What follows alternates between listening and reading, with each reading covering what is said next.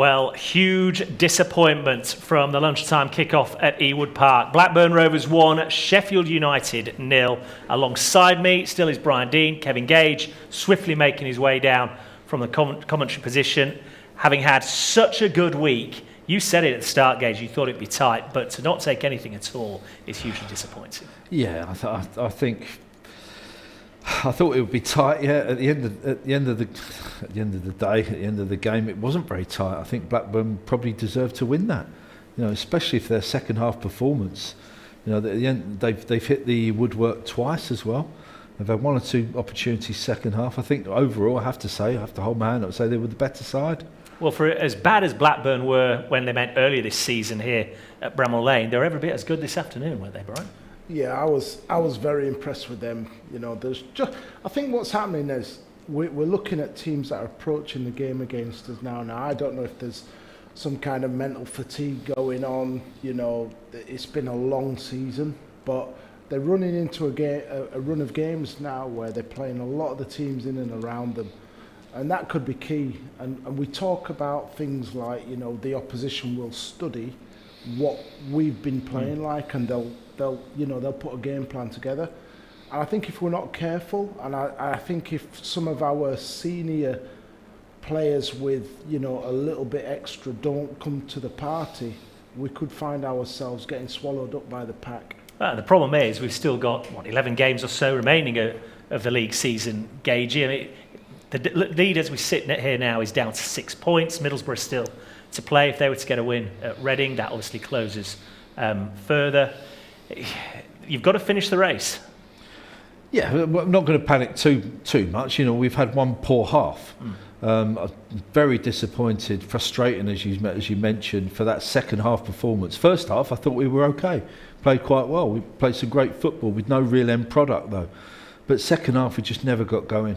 Now, whether that's anything to do with, I don't know, it's mental tiredness or, you know, I've no idea. But how much credit do you have to give to Blackburn then? I was just about to say, from word one, they pressed, didn't they? And they never let off. I was about to say, sometimes you're dictated to by how well the opposition play. And obviously they're a top 4 team. They're on a great run of form. They've got some very, very good attacking players there. You know, Doyle's run the show, really. Gallagher's done his usual jobs. You know, Zorba Thomas played very well. They have some good quality in their side. And I think today, you know, their better players just performed on the day a lot better than our quality players. Well, let's take a look then at a couple of the key moments from the second half.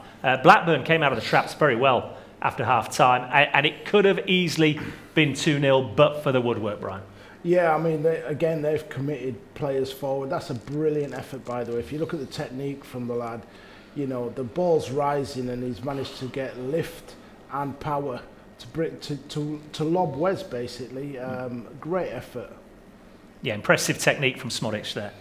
Yeah, it's kind of another half breakaway, isn't it? A long ball forward, and they've got players breaking on our defence.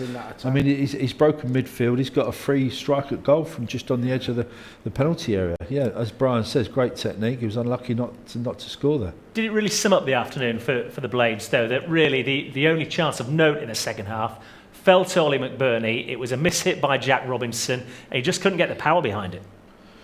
Yeah, Robinson's just scuffed this. I mean, that's a centre-half shot. He scuffed it along the ground.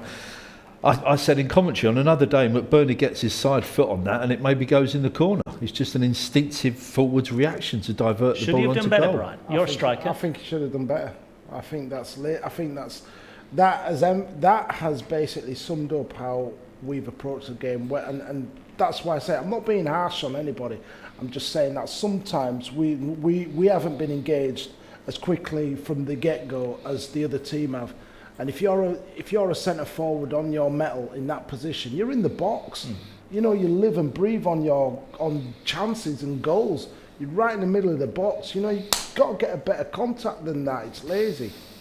Okay, well, there isn't too long for Sheffield United to wait to try and put things right, because we can give you a preview of what's to come in the next couple of weeks, starting this Tuesday night. Away at Reading, 8 o'clock kickoff. SUTV Live will bring you that one on air from 7 p.m. Then a week today, we're back here at home to Luton Town. 3 p.m. kickoff there will be on air from 2 before a trip to Sunderland in the northeast a week on Wednesday, another 8 p.m. kickoff for that one. SUTV live on air from 7. And then it's the FA Cup quarter-final. In the last day, a chance to go to Wembley in the last 4. Home to Blackburn Rovers on the weekend of the 18th and 19th of March. The exact date and time still to be confirmed for that. Before April Fool's Day, we are on the road again at Carrow Road to Norwich City. 3 p.m. kickoff for that one. SUTV live will be on air from 2 p.m. But for now, Brian, Kevin, thanks for your time this afternoon. Unfortunately, we couldn't deliver the 3 points that we craved from Ewood Park. Sheffield United still sit pretty in second place, but that gap has got just a little bit smaller.